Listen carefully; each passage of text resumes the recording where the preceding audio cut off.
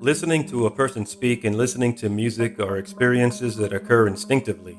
The actual event rarely forces one to stop and think of the biological process that is taking place, the sound creating waves and pushing the air around until it reaches the ear, which is then formulated by the brain into meaning. This streamlined event takes place every day as humans progress through life.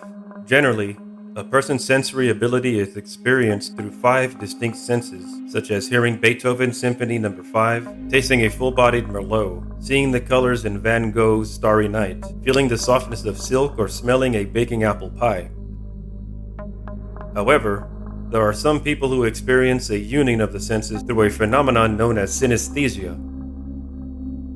Synesthesia is an involuntary union of a feeling in one sense accompanied by a perception in another sense. For example, hearing a certain musical note causes a synesthete to see a certain color, or hearing a particular sound triggers a certain taste. For most people, the concept of colored music or tasty sounds are novel associations not ordinarily brought to mind, but for a synesthete, this is everyday life. Given this phenomenon and the unique experiences synesthetes have, it has been theorized that synesthetes may be more creative than non-synesthetes. Welcome back to Student of the Brain, or if this is your first time visiting, welcome. My goal is to provide honest discussion on a range of topics related to psychology, the human brain, human behavior, and all things in between. Although I am not a doctor, I try my best to provide accurate information, and I've provided references below. Please enjoy the vid. Leave a comment, like, subscribe, and share. Let's get started. Psychologists have identified synesthesia as a condition where a person receives a particular stimulus in one sense and at the same time experiences a sensation in another. Hearing certain vowel sounds could stimulate a person's visual senses. Dark colors are linked to the vowels O and U, and light colors are linked to the vowels E and I. These specific stimuli are the most effective in evoking visual images. Though synesthesia involving a hearing stimulus appears to be the most common, other types of this condition have been reported, such as seeing colors upon experiencing a taste. What exactly causes synesthesia is not entirely clear.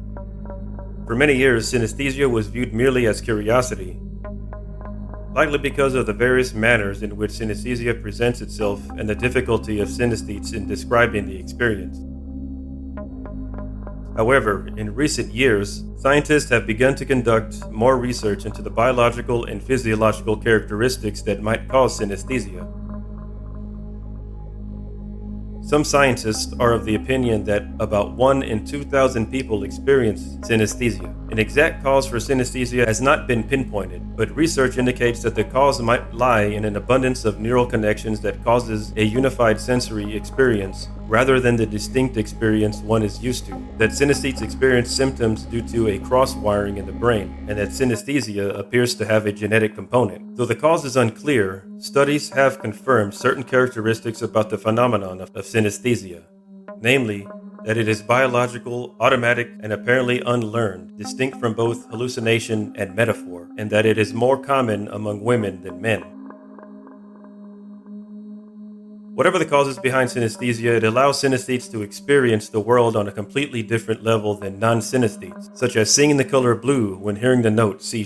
Given their experiences, one wonders whether synesthetes are more inclined to have creative abilities. There are many challenges posed to scientists and the general public when attempting to understand this phenomenon, but synesthesia is an obvious and real occurrence for the people who possess it.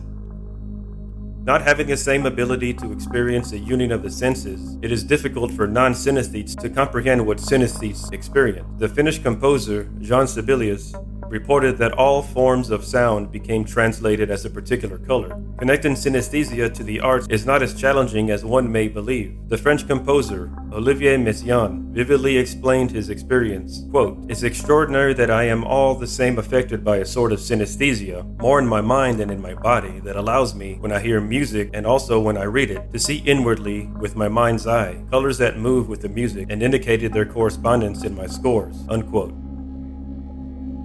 These two accounts from Sibelius and Messiaen, although only two, certainly lean towards finding a link between synesthesia and higher levels of creativity and assist in comprehending a synesthete's reality. In examining the correlation between creativity and synesthesia, it is first necessary to define creativity and determine how to measure creativity. Creativity is difficult to define, but most people know what it is to be creative.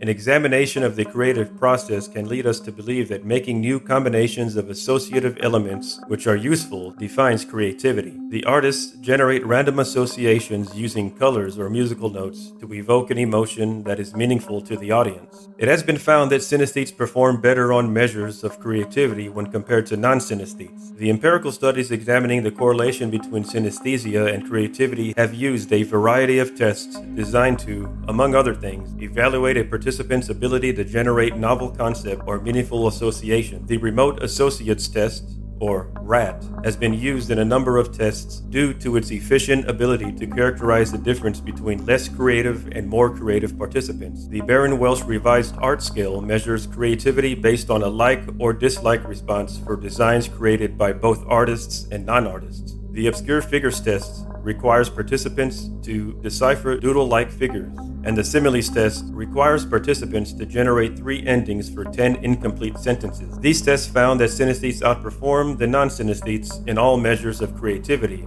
Please see my references in the description below. In a study of synesthesia using the RAT and the alternative uses test, synesthetes again did better on the RAT than the control group. Another study used the RAT to measure creativity and then tested participants on their synesthesia-like symptoms by testing color of tones and color of vowel. The results reflected that more creative people showed stronger association. Though not always conclusive, the majority of the tests have indicated that synesthetes tend to score more highly on measures of creative ability than non-synesthetes. One thing that is apparent from the studies is that there tends to be a greater concentration of synesthetes in the artistic fields, and that synesthetes are more likely to be engaged in the artistic fields, whether as a profession or as a hobby. In one test, 23% of 358 fine arts students were determined to be synesthetic, which is far greater than the 0.05% of the population in general that is thought to be synesthetic. In another test performed in the UK, 19.5% of synesthetic subjects were employed in the creative arts, as compared to 7.25% of the British population. This higher concentration of synesthetes in the creative arts may be because synesthetes are naturally more creative than non-synesthetes. However, it may also be that synesthetes have perceptual experiences that are different from others, and these different experiences make synesthetes more open to new experiences and perhaps biases them towards the arts. Because the evaluation of synesthesia is still relatively new, it is difficult to state what causes the condition and the correlation with creativity. But there does appear to be some correlation between creativity and synesthesia.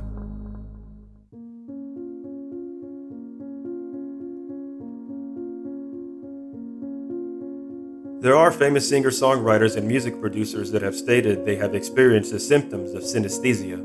Singer-songwriter Tori Amos once stated that, quote, "The song Piece by Piece appears as a light filament once I've cracked it. As long as I've been doing this, I've never seen a duplicate song structure," unquote. Singer-songwriter Mary J. Blige told LA Confidential, "I have that condition, synesthesia. I see music in colors. That's how much synesthesia plays out," unquote. Hip-hop producer and artist Pharrell Williams, in an interview, stated, quote, "It just always stuck out in my mind, and I could always see it. I don't know if that makes sense, but I could always visualize what I was hearing," unquote. The union of the senses and the biological triggers within the brain that causes this union has begun to excite more attention and has resulted in more in-depth research by scientists because many questions still remain.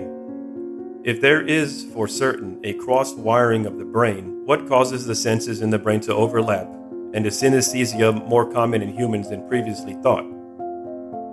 Although current research investigating a link between synesthesia and high creativity is, at best, inconclusive, it is arguable, based on the available evidence, that there is potentially a correlation between greater creativity and synesthesia.